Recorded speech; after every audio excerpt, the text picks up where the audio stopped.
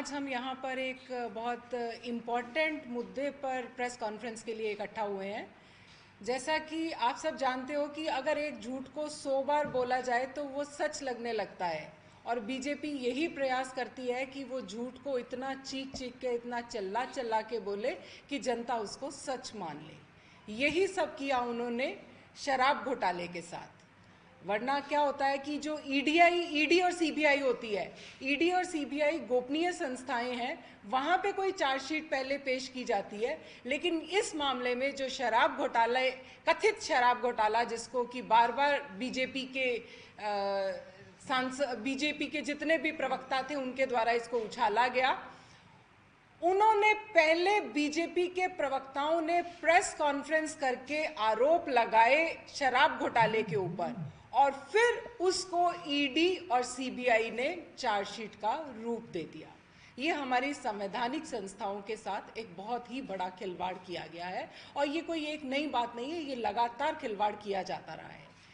जो press conference की गई उसमें शराब घोटाले का जो क्वांटम था वो बार बार चिल्ला चिल्ला के 100 करोड़ बताया गया कि 100 करोड़ की रिश्वत इस शराब नीति के चलते ले ली गई है। जबकि जब ईडी और सीबीआई ने चार्जशीट फाइल की तो उसमें 30 करोड़ का ही जिक्र आया। तो 70 करोड़ तो प्रेस कॉन्फ्रेंस से लेके चार्जशीट के बीच में ही कहीं गायब हो गए। और अभी जो 7 तारीख को, आज हम 9 तारीख को ये प्रेस कॉन्फ्रेंस कर रहे हैं, 7 तारीख को जो राउज एवेन्यू कोर्ट का जो फैसला आया, जिसमें कि उन्होंने जो 2 आरोपी थे, जिसमें से एक राजेश जोशी और एक गौतम मल्होत्रा। राजेश जोशी थे, वो कोई एक chariot media private company limited चलाते थे। उन पे ये आरोप था कि उनके जरिए 30 करोड़ रुपए की रिश्वत का आदान प्रदान हुआ है, और जो कि गोवा के विधानसभा चुनाव में उस पैसे का प्रयोग किया गया है। तो उनको विशेष कोर्ट द्वारा, जिसके स्पेशल जज एमके नागपाल थे, उनके द्वारा जमानत दे दी गई है। दूसरे आरोपी गौतम मल्होत्रा, जो कि एक शराब व्यापारी है, उनको जमानत दे दी गई है। तो इस तरह आप देखेंगे कि इस जो उन्होंने परसों 83 पेज का एक फैसला दिया है, उसमें उन्होंने क्लियर कट माना है कोर्ट ने कि वहाँ पे कोई भी स्पेसिफिक, जिसे कहते हैं कि एविडेंस नहीं है इस 30 करोड़ के या 100 करोड़ के कथित शराब घोटाले को लेकर। तो इस तरह हम चाहते हैं कि आपके माध्यम से जनता तक ये आवाज़ पहुंचे कि किस तरह बीजेपी एक झूठ को बार बार चिल्ला चिल्ला कर जनता को गुमराह करने का प्रयास करती है। और हमारे आम आदमी पार्टी की जो एक इमेज है, एक ईमानदार सरकार की, उस इमेज के साथ ये छेड़छाड़ करती है, उस इमेज को टार्निश करने का प्रयास करती है। इस पूरे फैसले से ये बात बिल्कुल क्रिस्टल क्लियर हो जाती है। इसमें बहुत सारे झूठ का सहारा लिया गया।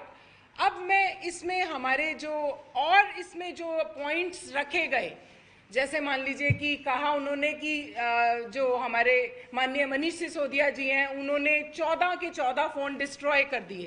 तो वो फ़ोन आज भी काम में आ रहे हैं। उनमें से कुछ फ़ोन ईडी और सीबीआई के पास ही आज की तारीख में जब्त पड़े हुए हैं। ऐसे तमाम और पॉइंट्स जो झूठ के पॉइंट्स थे, जिन पे से अब पर्दा हट चुका है। साथियों, मैं दीपक मिश्रा, वाइस प्रेसिडेंट आम आदमी पार्टी राजस्थान।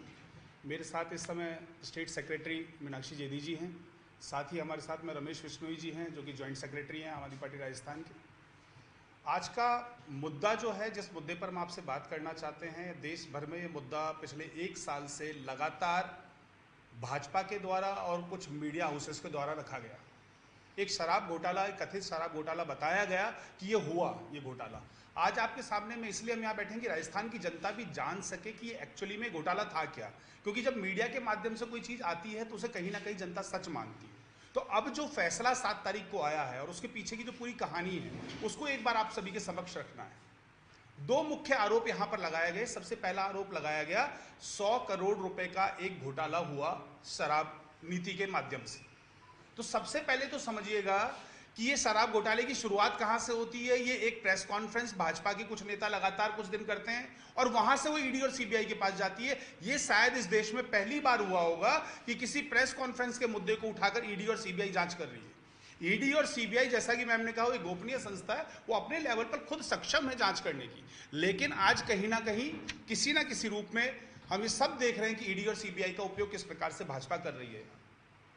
अब आप समझिएगा कि 100 करोड़ के घोटाले को ईडी ने, जहां पर कॉन्फ्रेंसेज हुई 100 करोड़ का घोटाला बोला गया, ईडी ने चार्जशीट दायर की, 100 करोड़ उसके अंदर में रखा, ईडी ने उसको जांच किया, जांच करने के अंदर में ही 100 करोड़ 30 करोड़ में तब्दील हो गया। चार्जशीट के अंदर में वो 30 करोड़ में तब्दील हो गया। अब 100 करोड़ की बात नहीं रही, 100 करोड़ से शुरू होकर 30 करोड़ पे आ गया। अब 30 करोड़ का भी घोटाला क्या था? घोटाला जिनके माध्यम से हुआ, जिन लोगों को उन्होंने अरेस्ट किया, उन्होंने राजेश जोशी और गौतम जी को अरेस्ट किया, जिनके माध्यम से ये पैसा साउथ में किसी जगह से चला, वहां से ये दिल्ली पहुंचा, दिल्ली से पैसा फिर ये चला और दूसरा आरोप लगा कि गोवा के चुनाव में खर्च हुआ। अब जब इसकी जांच की गई तो जो दो मुख्य आरोपी थे, 7 तारीख को पूरी की पूरी भाजपा का झूठ, ईडी और सीबीआई का झूठ सामने निकल के आ गया, जब राउस एवेन्यू के कोर्ट ने अपना 85 पेज का एक फैसला दिया, जिसके 44 पैरे में बहुत साफ साफ उन्होंने लिखा कि साहब इस प्रकार का कोई भी सबूत प्राप्त नहीं हुआ है कि यह पैसा कहीं से लाया गया हो और दिल्ली में कहीं दिया गया, कोई सबूत प्राप्त नहीं हुआ। दुनिया भर का प्रताड़ना उनको दी गई, एक व्यक्ति का तो कान का पर्दा भी फट गया। उसके बाद में भी, सारे काम करने के बाद में भी, ये वहां से कुछ भी नहीं निकाल के लेके आ पाए। और क्या निकल के आता है, आप ताज्जुब देखिएगा, इनकी पूरी जांच के बाद में निकल कर आता है कि मात्र 19 लाख रुपए कैश में खर्च किया गया पूरे गोवा चुनाव में। पूरे गोवा चुनाव में मात्र 19 लाख रुपए खर्च किया गया, जिसका भी हमारी पार्टी कह रही है कि कच्ची पर्ची में 19,000 से नीचे खर्चे किए जाते, उसका भी पूरा ब्यौरा हमारे अकाउंट्स डिपार्टमेंट के पास में, आप वो भी ले सकते हैं। तो झूठ पर झूठ की पूरी बुनियाद 1 साल तक रची जाती है, लोगों को अरेस्ट किया जाता है, प्रताड़ित किया जाता है। सिर्फ किस लिए किया जाता है?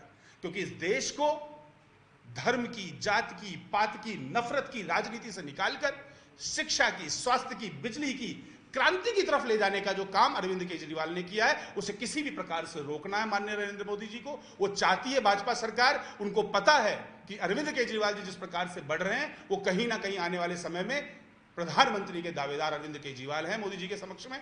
तो इन सबको रोकने के लिए सारे का सारा षड्यंत्र किया जाता है। जैसा कि मैम ने बताया, मनीष जी पे बेल क्यों नहीं दी जाती है मनीष जी को? इसलिए क्योंकि भैया 14 फोन थे उनके पास, जो उन्होंने तोड़ दिए। अब आप देखिए झूठ की भी, झूठ ये था कि 14 फोन तोड़ दिए गए, उन 14 में से 5 फोन तो ईडी के पास हैं, बाकी फोन अभी भी उनके पास में, सिर्फ इसी वजह से उनको बेल नहीं मिली। तो ये जिस प्रकार से लगातार षड्यंत्र पर षड्यंत्र रचे जा रहे हैं, अब देखिएगा किस प्रकार से ईडी करता है यहां पे काम। एक चार्जशीट दायर होती है, उस चार्जशीट के अंदर में संजय सिंह जी का नाम लिख दिया जाता है, आम आदमी पार्टी के राज्यसभा सांसद संजय सिंह जी का नाम लिख दिया जाता है। अब संजय सिंह जी का नाम लिख दिया गया, संजय सिंह जी ने ईडी को ललकारा कि तुमने मेरा नाम झूठा लिख दिया है, मैं तुम पर मानहानि का दावा करूंगा। आप सभी जानते हैं, ईडी का नोटिस कहीं भी देश में किसी के पास पहुंच जाए, भैया उसकी तो पैंट गीली हो जाती है। लेकिन पहली बार हुआ ईडी के साथ में भी कि संजय सिंह जी ने जैसे उनको ललकारा तो ईडी की पैंट गीली हो गई। इस बार हाथों हाथ उन्होंने माफी मांगी और बोला हम राहुल सिंह का नाम लिखना था, उस जगह हमने संजय सिंह का नाम लिख दिया। तो अब देखिएगा झूठ किससे, किस प्रकार के झूठ कितने ज्यादा ये लोग यहां पर रखते हैं, और जिसकी वजह से ये पूरा का पूरा सर्वात घोटाला रखा गया। आप सभी के समक्ष इस बारे में बात करने की आवश्यकता है। देखिए हमारे सारे टॉप लीडरशिप ने इस पर प्रेस कॉन्फ्रेंसेस की है, सारी डिटेल सामने रखी है, लेकिन राजस्थान की जनता को भी आपके माध्यम से पता होना चाहिए कि जो 1 वर्ष से चिल्ला कर शराब घोटाला कहा जा रहा था, वो एक झूठ मात्र है, झूठ के सिवा कुछ भी नहीं है उसमें। तो यही बात आप सभी के समक्ष रखनी थी।